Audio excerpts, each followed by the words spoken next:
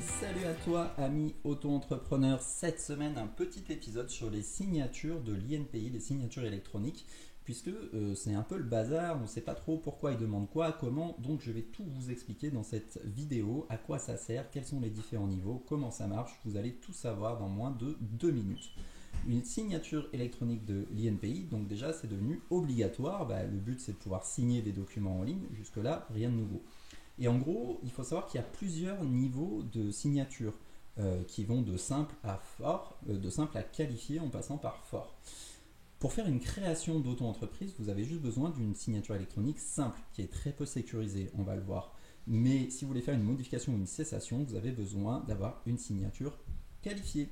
Alors, une signature simple, concrètement, quand vous êtes sur le site de l'INPI, en fait, c'est juste cliquer sur un bouton pour dire c'est bon, je signe, je valide. Vous voyez effectivement que c'est vraiment très faible en termes de niveau de sécurité.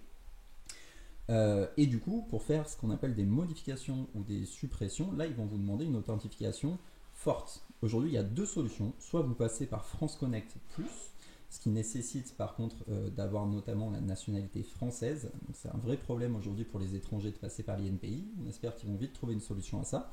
Mais donc, vous pouvez passer par France Connect Plus, ou alors vous pouvez passer par un tiers qui a un certificat de nature électronique qualifié. C'est le cas de SuperIndep par exemple. Quand vous nous confiez vos démarches, que ce soit des créations, des modifications, des suppressions, on passe par notre certificat qui est aussi une signature électronique forte puisque du coup on a dû aller physiquement se faire reconnaître, se faire enregistrer pour obtenir cette clé.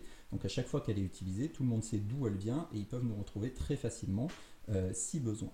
Donc voilà pourquoi, suivant les démarches que vous faites sur le site de l'INPI, ils ne vous demandent pas la même chose et vous n'avez pas forcément besoin de vous connecter de la même façon. Pour une création, pas besoin d'authentification forte, donc n'importe qui peut le faire très facilement. Par contre, pour les modifications et suppressions, vous avez besoin de cette signature électronique forte. Voilà ce que je voulais vous dire cette semaine sur les signatures de l'INPI. Si vous avez des questions ou des remarques, on sera ravis d'y répondre en commentaire. Et si vous avez appris des choses, n'oubliez pas de nous laisser un pouce. Merci, très belle journée.